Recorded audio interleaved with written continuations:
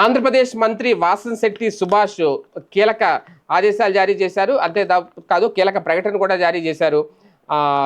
రామచంద్రపురం ప్రాంతంలో ఎన్టీఆర్ ట్రస్ట్ భవన్కి సంబంధించి ఒకటి ప్రారంభించేశారు ఆల్రెడీ.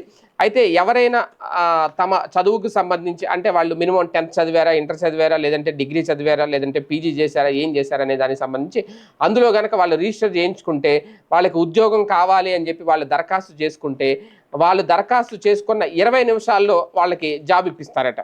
ఇప్పుడు ఆ ప్రాంతంలో వస్తున్న పరిశ్రమల ఆధారంగా, అలాగే ఉన్న వేకెన్సీస్ ఇవన్నీ కూడా అక్కడ పొందుపరచడం జరుగుతుందట.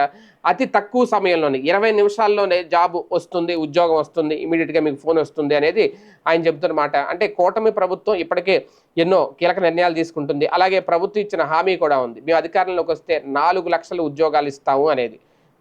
ఏడాదికి 4 లక్షల ఉద్యోగాలు, అంటే మొత్తం 20 లక్షల ఉద్యోగాలు ఇస్తాము అని చెప్పి నారా లోకేష్ గారు చెప్పినమాట. ఈ నేపథ్యంలో ఇప్పుడు ఆ దిశగా కీలక నిర్ణయాలు అయితే తీసుకుంటున్నారు. ఎందుకంటే నిరుద్యోగ భృతి అనే హామీ ఒకటి ఉంది కాబట్టి ముందు నిరుద్యోగులకు ఉద్యోగాలు ఇప్పించి, అయినా సరే ఉద్యోగాలు ఫుల్ అయిపోయి నిరుద్యోగులు ఉంటే అప్పుడు నిరుద్యోగ భృతి ఇవ్వాలి అనేది ప్రభుత్వం ఆలోచన. ఈ నేపథ్యంలోనే ఆ దిశగా అడుగులు పడుతున్నాయి.